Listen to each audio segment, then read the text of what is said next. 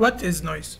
Noise and vibration are both fluctuations in the pressure of air, which affect the human body vibration that are detected by the human ears and are classified as sound.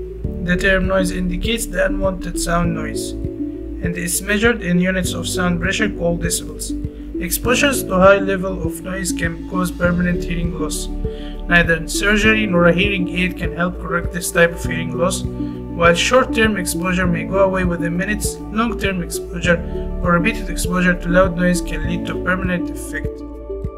Harmful noise exposure is not limited to the workplace. Whether on or off duty, workers must be vigilant and careful to protect their ears and hearing from damage.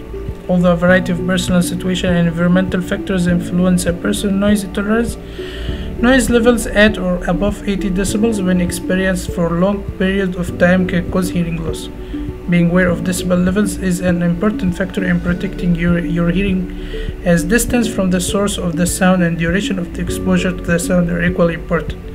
A good rule of thumb is to avoid noises that are too loud and too close for too long. Some common recreational activities and their potential noise levels are shown.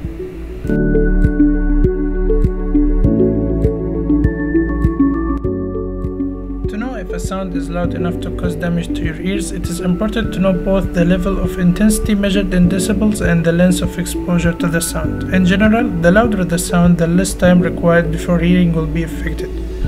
Experts agree that continued exposure to noise above 85 decibels will eventually harm your hearing.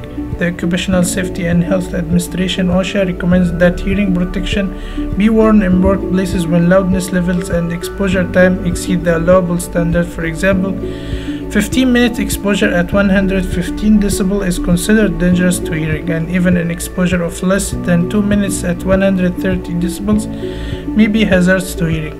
While regulation exists to protect a person's hearing in the workplace, similar regulation does not exist to protect the public hearing in recreational activities and further the noise emitted from many recreational activities at level well below 85 decibels has been found to negatively impact the health and quality of life of neighboring community members. Loud recreational activity not only pose a risk to hearing but also impact on your neighbor's right to peace and quiet whenever possible.